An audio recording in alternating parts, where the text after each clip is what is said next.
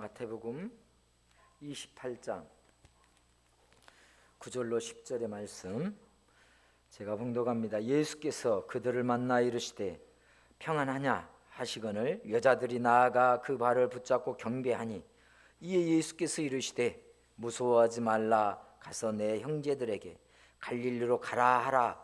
거기서 나를 보리라 하시니라. 아멘.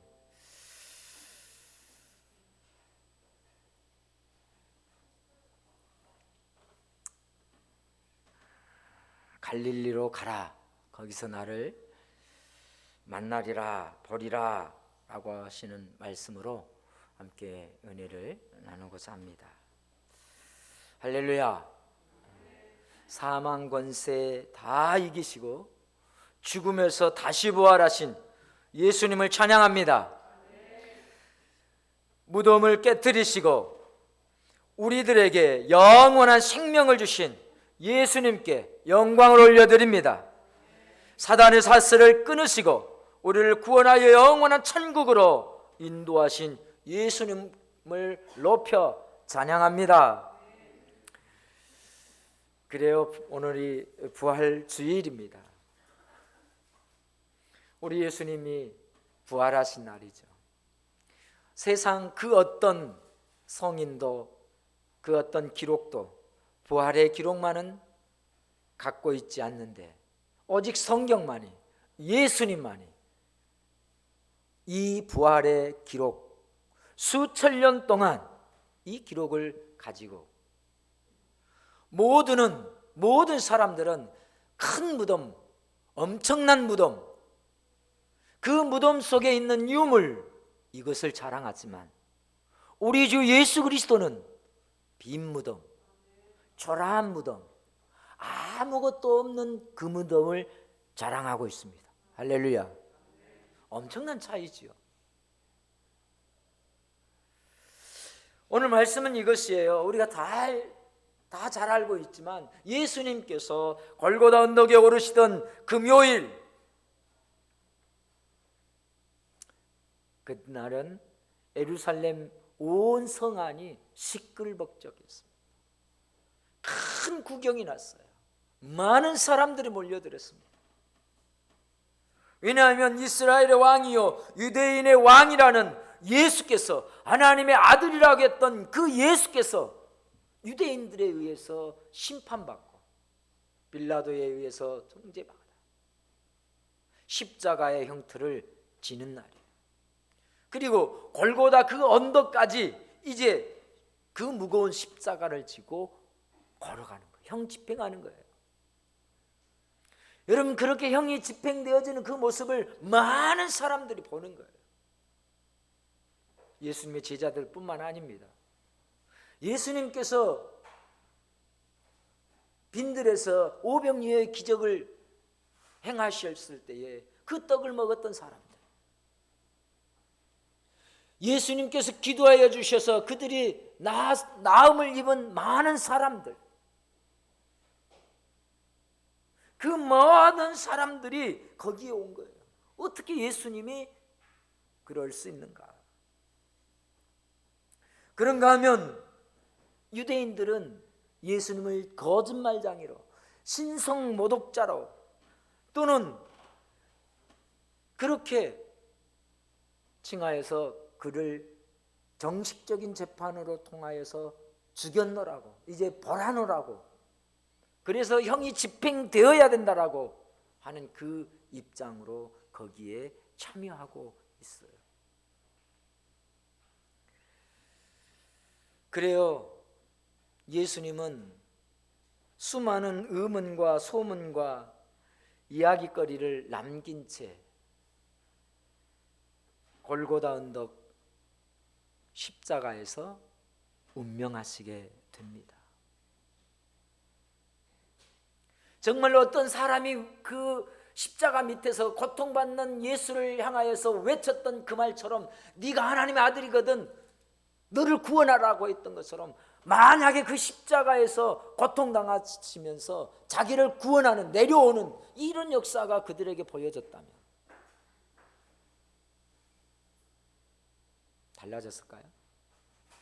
그들의 신앙이 달라졌을까요? 그리고 그때 본 사람들은 달라질 수 있으나 그 이후 계속 예수의 행적이 전해질 수 있었을까? 여러분, 출애굽했던 그 백성들이 홍해를 건너올 때, 아니 애굽에서 10가지의 재앙으로 애굽이 완전히 하나님의 심판을 받을 때, 그리고 그 깊고 넓은 홍해가 갈라져서 육지처럼 건넜을 때, 40년을 광야를 지내면서 어느 것 하나 부족하지 않았던 것을 보았던 그 사람들, 그리고 가나안 땅에 무혈입성하고 여리고성 아이성을 점점점 정복해 갔던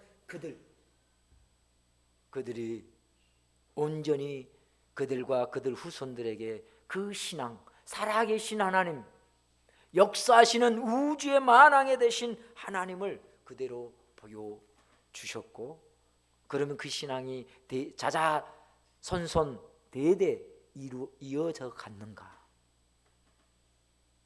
똑같은 거예요.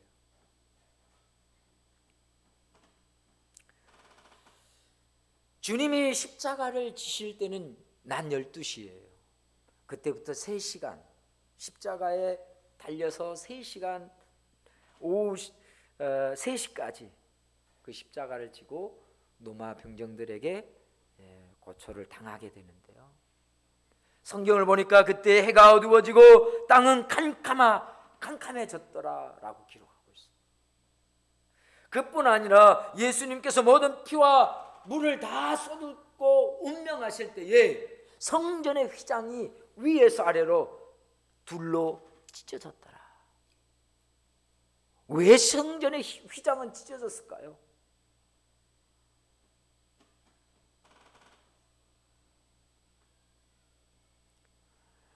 그리고 이틀이 지난 주일 새벽, 여인들은 예수님이 누워 계신 동굴 무덤으로 찾아갔습니다. 그들이 찾아간 건 이거예요. 그 예수님께서 피투성이가 돼서 무덤에 버려진 것처럼 안치되었을 터인데 그 시신을 유황으로 닦아서 장례라도 잘해드려야겠다는 마음으로 찾아간 것입니다. 왜 이틀이냐? 금요일은 안식 준비일이요, 토요일은 안식일이었기 때문에 그 일을 행할 수가 없었어요. 그리고 안식 후 첫날 주일 새벽인 거예요. 그러니까 그때를 너무 기다렸던 거예요. 안식이 지났고 주일이 오기를. 그러니까 주일 새벽, 안식이 지나는 그 새벽에 준비하고 있다가 예수님 묻혔던 그 무덤을 찾아갑니다. 그런데 그들에게 고민이 있지 않았겠습니까? 무슨 고민일까요? 고민은 이것입니다. 예수님을 돌무덤 속에 넣고요, 이스라엘의 무덤은요 돌무덤이에요. 우리나라는 흙무덤이에요. 그래서 삽으로 파면 돼요. 돌무덤이에요. 큰 돌을 장정들이 굴려다가 그 무덤을 막아버려요. 그래서 이 여인들의 고민은 뭐냐면 누가 그 무덤에 큰 돌을 옮겨줄까? 이게 고민이었어요. 그런데 그 새벽에 예수님을 이 몸을 닦을 향유를 들고 그 고민 속에서, 근심 속에서 찾아갔습니다. 그런데 그 무덤에 지키고 있어야 할 군병들은 없고 그 무덤에 굳게 닫혀 있을 돌도 없고 무덤 문이 열려 있는 거예요. 무덤 속을 찾아가 보았습니다. 예수님의 그 피투성이 된 모습은 온데간데 없고, 할렐루야. 여러분들 그런 생각 하나요? 시체를 누가 훔쳐갔다고 말이죠. 합리적인 의심이죠. 네? 합리적인 의심이죠, 경찰관님. 돌에 문은 열려 있고 마포는 있는데 시체가 없는 거예요. 그러면 누가 훔쳐간 거지? 합리적인 의심이에요. 조사해봐야 돼요. 그런데 여인들이 그곳에서 어리둥절해 있을 때에 천사가 한 청년의 모습으로 그들을 맞이한 거예요. 두려워하지 말라, 놀라지 말라. 그리고 그 천사가 여인들에게 한 가지를 말해줍니다. 너희들은 제자들에게 알려주어라. 내가 예수님이 부활하셨고 부활하신 예수님이 갈릴리로 가리라. 그곳에서 너희들을 만나주리라. 여러분, 갈릴리 그곳으로 가라는 거예요. 그것은 예수님을 제자들이 처음 만났던 장소, 처음 은혜 받고 예수를 믿게 된 자리. 다른 사람들은 날 귀하게 여기지 아니하지만 주님이 나를 불러서 제자 삼아 주셨던 그 자리, 거기가 갈릴리예요. 내가 은혜 받고 성령 받았던 때 그 자리로 돌아가는 것, 예수님께서 그 자리로 돌아가라는 거죠. 부활의 주님은 거기에서 다시 만날 수 있다는 거예요. 사랑하는 성도 여러분, 제자들에게 갈릴리가 있었어요. 예수님을 처음 만났던 그곳이죠. 오늘 우리의 갈릴리는 어디인가? 우리에게도 갈릴리가 있어요. 예수님 만났던 그것이죠. 감격했던 그것입니다. 사람들은 나를 알아주지 않았지만 주님이 나를 찾아오신 자리입니다. 죄악에 물들어 마귀의 종이 되고 죄만 짓고 있던 그때 나를 찾아와 만나주셨던 곳이에요. 질병 중에 신음하고 있던 나를 찾아와서 만나주신 것, 죄악의 사슬을 끊어주시고 죄를 용서해 주시고 우리의 질병을 치료해 주시며 우리의 기도의 응답과 성령의 충만함을 부어주시는 그 자리, 그때, 그것이 예수님을 처음 만난 그때고, 그 자리가 곧 제자들의 갈릴리이듯 오늘 우리의 갈릴리가 아닌가 싶습니다. 사랑하는 성도 여러분, 우리들도 예수님을 처음 만났던 자리가 있어요. 때가 있어요. 어떤 이는요 정말 가슴 뭉클하게 다가왔던 때가 있고, 어떤 이는 그냥 누구에 의해서 마지 못해서 왔던 때도 있어요. 그러나 분명한 것은 그렇게든 저렇게든 내가 주님을 인격적으로 만나는 그때를 지금 얘기하는 겁니다. 감격하던 때, 회개하던 때, 성령 충만 받던 때, 눈물을 흘릴 때, 그때를 얘기하는 거예요. 그래서 오늘 부활절에 다시 사신 예수님의 은혜로 우리 모든 성도들께서 처음 은혜 받던 그때 그 자리를 회상하며 부활의 주님을 다시 만나는 시간이 되시기를 예수님의 이름으로 축복합니다.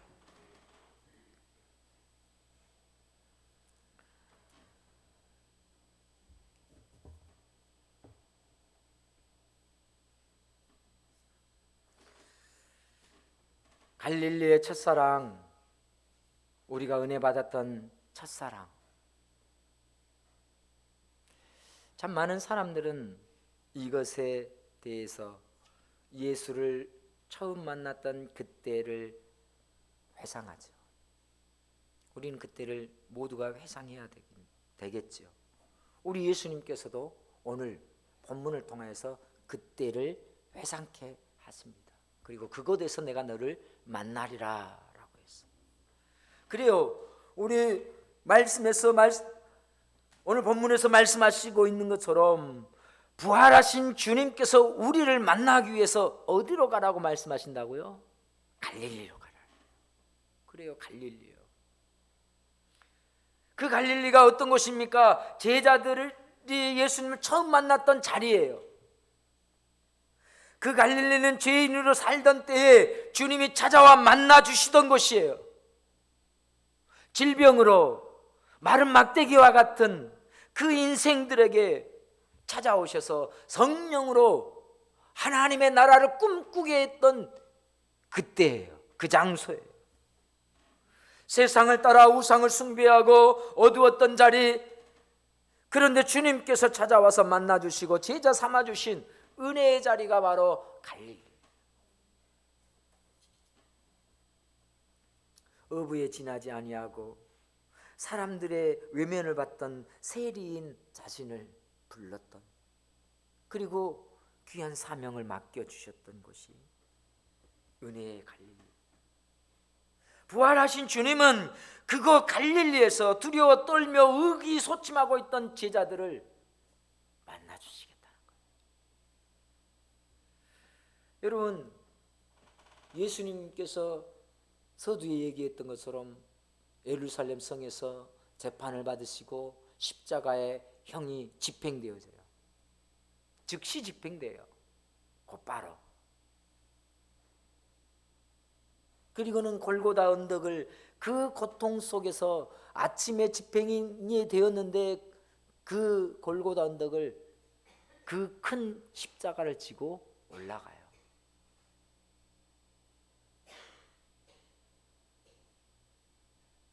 그리고는 낮 12시가 됐을 때 손에 못을 받고 발에 못을 받고 머리에 가시관을 쓰신 채 십자가는 골고다 언덕에 우뚝 서게 됩니다. 그렇게 달리기를 3시간. 그 모습을 제자들뿐만 아니라 많은 사람들이 보았어요.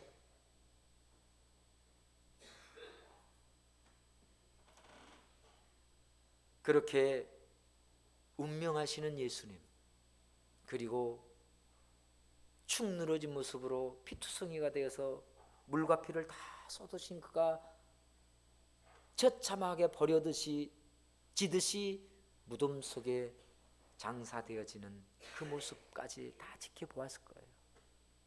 그랬을 때 이들이 받는 중압감, 두려움, 압박, 공포 얼마나 심했겠습니까? 우리 예수님의 십자가는요, 어찌 보면 샘플이잖아요. 예수 믿는 자들에 대한 핍박의 샘플이잖아요. 그러니까 베드로가, 야고보가, 요한이 얼마나 두려웠겠어요. 그의 제자들이, 그 여인들이, 수많은 사람들이 마찬가지로.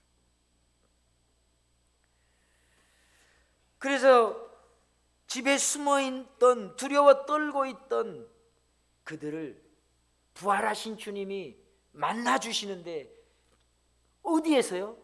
그들의 집으로 찾아가는 것이 아니라 어디요? 갈릴리로 가시는 거예요. 왜 갈릴리냐 이 말이에요. 왜 예수님께서는 그들을 갈릴리로 불러내시는가? 여러분, 우리는 참으로 흔들리고 넘어지는 연약한 사람들이잖아요.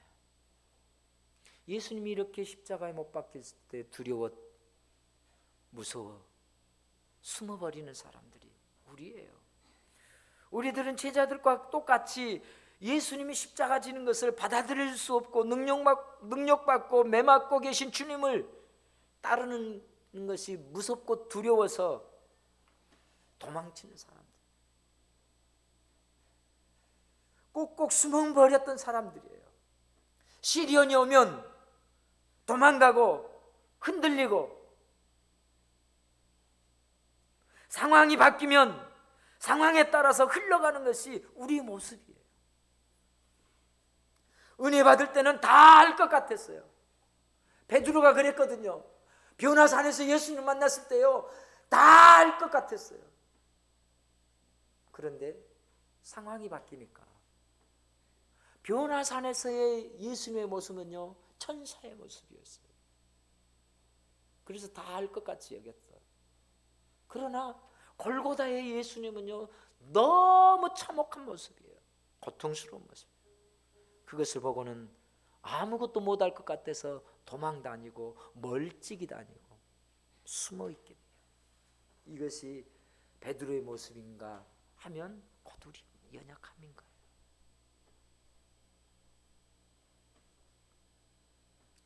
그런 모습을 우리 주님은 아셨어요. 우리가 그런 존재인 것을, 우리가 그렇게 나약한 사람인 것을 우리 주님은 아셨어요. 그러기에 우리들의 믿음의 회복은 은혜 받는 자리로 다시 돌아가는 데 있다라고 말씀하는 거예요. 그러기에 성령 받고 밤을 지새우고 회개하고 기도하며 눈물 흘리던 그 자리로 돌아가서 예수님을 만나면 그때의 사명이 다시 회복되어지고 다시 일어설 수 있다라고 하는 것을 주님은 아시기에 그 자리로 부르신 거예요. 지치고 두려워 떨고 의기소침해 있는 우리를 어디로? 갈릴리로 부르셨는데, 왜냐? 그 자리로 갈 때에 너의 옛 모습, 네가 누구였냐? 네가 누구였냐? 생각해봐라. 나를 여기서 만나기 전에 너는 어떤 사람이었느냐? 생각해봐라. 그리고 내가 너를 만나서 어땠었냐? 이제 다시 그 사명을 이렇게 세워주기 위해서요. 그래서 십자가는 우리들의 영원한 갈릴리예요. 주님을 만났던 곳이 어디입니까? 십자가 아래 아닙니까? 그래서 갈릴리는, 우리 영원한 갈릴리는 십자가입니다. 내가 죽고 예수님 내 안에 거하는 때가 우리들의 갈릴리인 것이에요. 내 고집, 내 주장, 나의 의를 십자가에 못 박고 오직 주님만 바라보는 은혜의 자리가 갈릴리죠. 거기에서만 나의 자아를 내려놓거든요. 성전에 들어가도 감격되어 눈물을 흘리던 그때, 찬송만 불러도 가슴이 뜨거워지던 그때, 여러분 설교 말씀을 들을 때에도 그 말씀이 온통 나를 지배하여서 눈물로 감격으로 오던 그때, 그 시절, 그때가 은혜의 때, 주님을 처음 만났던 그때, 부활의 주님이 다시 만나고 싶어하는 그곳. 그래서 갈릴리로 가면, 은혜의 갈릴리에 가면 나의 공로는 없고 오직 하나님의 은혜만 있다라고 고백하게 되고, 은혜의 갈릴리에서 주님을 만나면 내 자랑과 내 의는 없고 오직 하나님의 은혜만 있었노라고 자랑하는 것.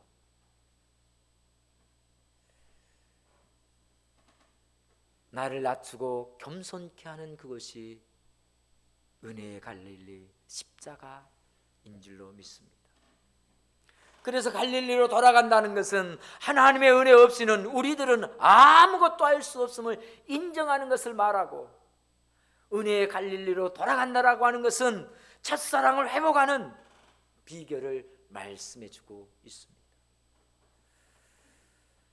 사랑하는 성도 여러분, 베드로가 절망의 골짜기에 있을 때에 예수님이 다시 그를 불러낸 곳이 갈릴리예요.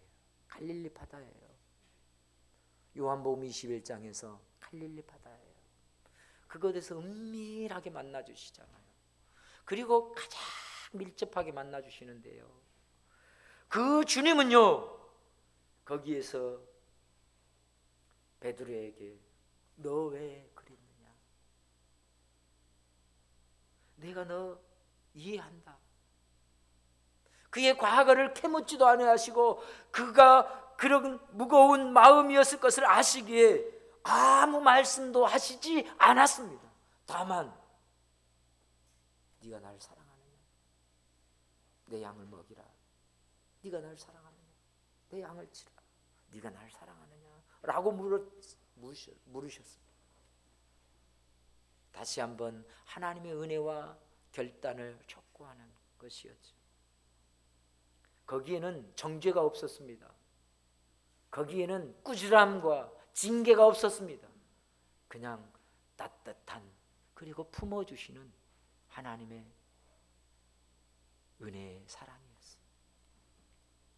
고기를 준비해서 조반을 차려주시면서 하시는 말씀. 베드로가 그곳에서 예수를 만났을 때 어땠을까요? 얼마나 감격스러웠겠습니까? 얼마나 행복했겠습니까? 그러니 베드로는 주님 앞에 가는 그날까지 변함없었어.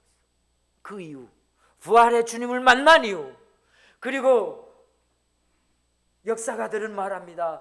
베드로는 거꾸로 십자가에 매달렸다고. 예수님 만나주신 그 은혜를, 감격을 다시 부활의 주님을 만나고 나니까 그 다음부터 흔들림이 없는 거예요. 거꾸로 매달려 죽을지언정 예수를 다시 배반하지 않아요. 다시 부인하지 않아요. 이것이 베드로예요. 우리나라 작가 중에 오해령 씨라는 여인이 있습니다. 그분은 연세대를 졸업하고 이화여고에서 선생님으로 근무하였습니다. 그분은 어렸을 때부터 교회를 다녔어요. 그런데 그가 대학을 갖고 대학생이 된 이후부터는요, 세상에 접촉하게 되고 전문 작가가 되어서 지식을 쌓아가다 보니까 과거에 초중고 때 믿었던 예수님과 자기가 지식을 얻고 세상을 바라보는 지식으로 보는 예수님이 너무 다른 거예요. 그래서 교회를 멀리하기 시작해요. 예수님 가까이 하지 않게 돼요. 그리고는 오히려 교회를 옹호하기보다는 비판해요. 교회를 존중하지 않게 되었어요. 하지만 그렇게 세상으로 떠나가 버린 그 여인이었는데요, 그곳에서도 승승장구하는 거예요. 유명해졌습니다. 많은 지성인들의 존경과 사랑을 받았습니다. 그렇게 되다 보니까 교만해져요. 교만해지니까 내가 이 자리까지 서게 된 것은 자신의 유능함이라고 여기는 거예요. 자기의 지식과 재능, 탁월한 선택이었구나 라고 생각했던 거예요. 그렇게 인생의 성공 가도를 달렸습니다. 그런데 얼마가 지났는지 출세한 그녀에게 갑작스러운 비보가 옵니다. 몸이 아팠어요. 병원에 찾아갔는데 천청병력 같은 소식을 듣게 됩니다. 위암입니다. 근데 위암만이 아니라 임파선으로 전이 되어서 수술할 수도 없는 상황, 시한부의 인생을 판정받습니다. 지금까지 번 재산으로 자기의 모든 질병을 치료하고 싶었지만 손쓸 수가 없다고 하는 게 결론이에요. 그렇게 그녀는 연약한 자신을 비로소 깨닫게 됩니다. 나 아무것도 할 수 없구나. 아무런 존재가 아니구나. 그런데 이제 다시 지푸라기라도 잡아야 되는데 이제 다시 예수님을 찾는다는 게 너무 부끄러운 거예요. 자존심 상하는 거예요. 내가 잘 나갈 때는 예수님을 등지고 예수님 없이 살았는데 이제 내가 철저히 질병으로 아무것도 할 수 없는 처참한 신세가 되니까 예수님을 다시 찾아? 그 알량한 자존심이 그걸 허락하지 못하는 거예요.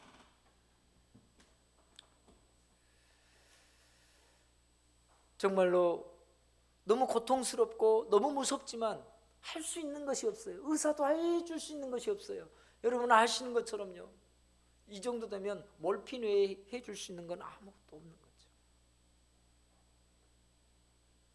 물을 마셔도 토해버리고 음식 한 숟가락 먹을 수 없고 혈변을 보고 신음하고 통곡하고 그 고통이 말할 수 없는 고통 속에서 신음하고 있는 거예요. 그때 자신은 철저히 깨닫는 거예요. 나는 이렇게 연약한 존재구나.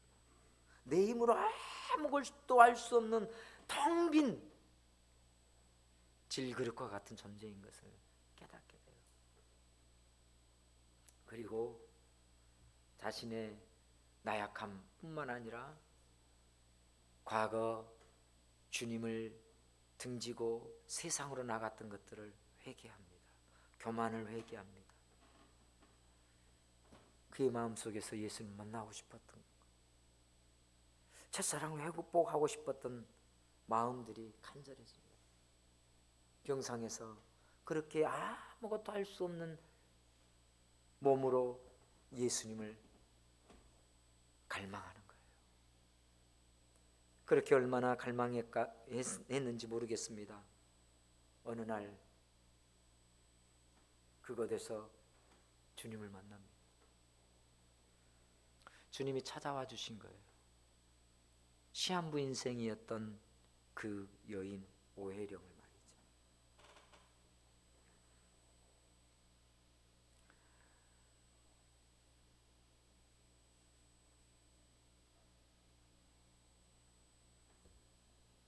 어릴 적 눈물로 예배하고 찬양하던 예수님이 병상의 암으로 신음하고 있는 그를 찾아와 주셨습니다. 며칠 동안 자신이 지은 죄들을 종이에 써 내려가면서 눈물로 회개하고 또 회개해요. 혼자 병실에서 기도하고 찬양하고 예배드리다가 자고 그러기를 계속 반복해요. 그러던 어느 날 기적이 그에게 찾아옵니다. 자신의 팔과 목에 잡혔던 암덩어리가 사라진 거예요.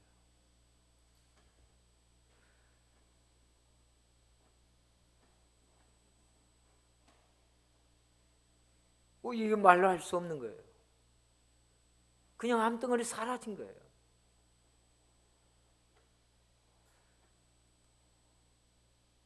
병상에서 주님을 만났는데 그리고 이제 죽겠구나라는 거 생각하니까 모든 것을 자신의 삶을 되돌아보면서 회개하는데 기도하는데 그렇게 예배하고 찬양하는 시간이 얼마나 지났는데 얼마나 지났는지 모르는데 주님이 그를 만나 주십니다.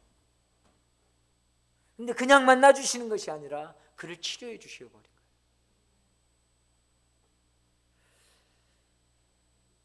그 이후 오혜령 씨라고 하는 그분은 경기도에 작은 땅을 구입하고 요양원을 지어 가난한 노인들을 모시고 섬기는 삶을 살아가고 있습니다. 그가 암이라고 하는 병상에서 부활의 주님을 만나고는 이렇게 고백합니다. 그의 간증입니다. 간증을 잠깐 읽어드리겠습니다. 예수님 없이 살아온 시간들은 죽은 시간이었다. 당신 없는 생명의 호수에 그물을 던지고 물고기가 잡히기를 바라했던 지난 날들은 죽은 시간이었다. 오 주님, 이제 당신께서 그물을 채워주소서. 그러면 저는 비로소 살 것입니다. 인생의 가장자리에 서 계신 부활의 주님, 당신 없이 한평생 수고해봐야 우리 인생은 빈 그물이옵니다. 비록 인생의 가장자리에 서 계신 당신을 지금 당장 알아차리지 못한다 하더라도 저희의 계획을 과감히 포기하고 당신에 대한 신뢰 속에서 새로 시작하려는 각오를 다짐할 때 저의 행위와 방향과 성취가 부여됩니다. 당신은 가장 자리에 계시지만 늘 저희에게 그물을 이렇게 혹은 저렇게 던지라고 분부하고 계시기 때문입니다. 날마다 호숫가에서 저희를 기다리시는 당신을 바라보게 하옵소서. 이렇게 기도의 문을 적어서 책으로 남겨주고 있습니다. 사랑하는 성도 여러분, 이제 말씀을 정리합니다. 우리 모두 부활하신 주님을 오늘 이 시간에 다시 만나서 첫사랑을 회복하게 되기를 주님의 이름으로 축원합니다. 나의 자랑을 부인하고 나의 의와 나의 고집을 십자가에 못 박아 예수님만 자랑하는 갈릴리의 신앙으로 회복되시기를 주님의 이름으로 축복합니다. 하나님의 은혜가 아닌 우리들의 힘만으로는 아무것도 할 수 없다라고 하는 고백을 주님께 하십시다. 그러나 하나님의 은혜이면 모든 것을 할 수 있다라고 부활의 주님을 찬양하십시다. 첫사랑의 그 자리 갈릴리의 그 은혜의 때를 회복하여서 우리 교회가 부흥하고 여러분의 모든 가정이 믿음이 회복되어지고 우리 모두가 부활의 주님을 만나서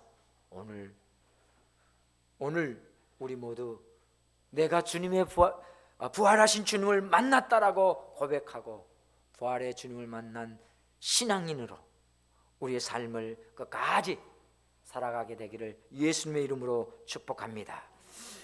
우리 이 시간에 함께 찬양하겠습니다.